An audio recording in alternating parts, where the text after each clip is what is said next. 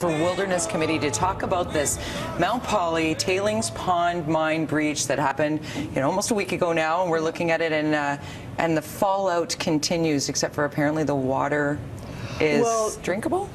The surface water is likely not that toxic, and that's good news. But what the government and the company really need to be looking at is the mud, is the slurry that contains heavy metals like arsenic, selenium, zinc, and those metals and fish don't react very well with each other. And for the Wilderness Committee, one of the big concerns is does the company have enough insurance to be able to clean up this spill?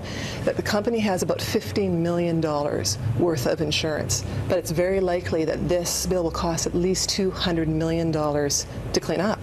$200 million at least. So how is it that you can have an insurance policy that is so low when?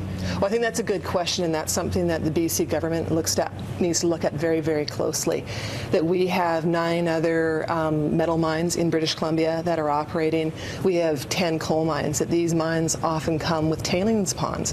And again, when you're talking about a tailings pond, some people think, oh, it's a couple hundred feet across. The tailings pond at Mount Polley was 4 kilometers across. Wow. So that's a lake. It is a lake. It's a lake of toxicity.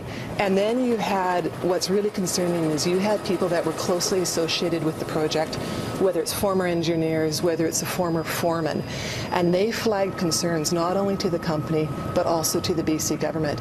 And they said this tailing pond is getting really big. And in fact, the foreman said it contained 5 times the amount of water that it was originally intended to contain. And that it might have been insured for. 1/5 of that. Yes, it's just, and that there was also what really concerned the Wilderness Committee is there was evidently a breach. The foreman said there was a breach last May, and that's when water comes over the top of the dam, and that can cause structural weakness. The government just said it was a high water incident, but we need to drill down and find out what actually happened, and we can do so by talking to the people that flagged concerns that were with the company.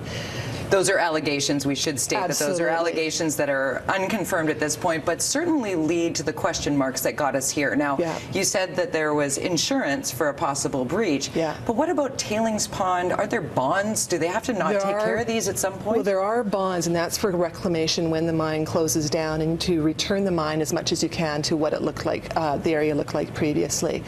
But is that even possible? Well, no, let's face it, it's not possible. Okay. You can improve things, you can green things up, you can maybe put some trees back, but you're never going to return it to a pristine state. But one of the criticisms, and very legitimate criticisms, is the bonds. There's not enough money put down in the security bonds if you have an incident of this nature, and there is some concern that the security bonds wouldn't even apply to an incident of this nature.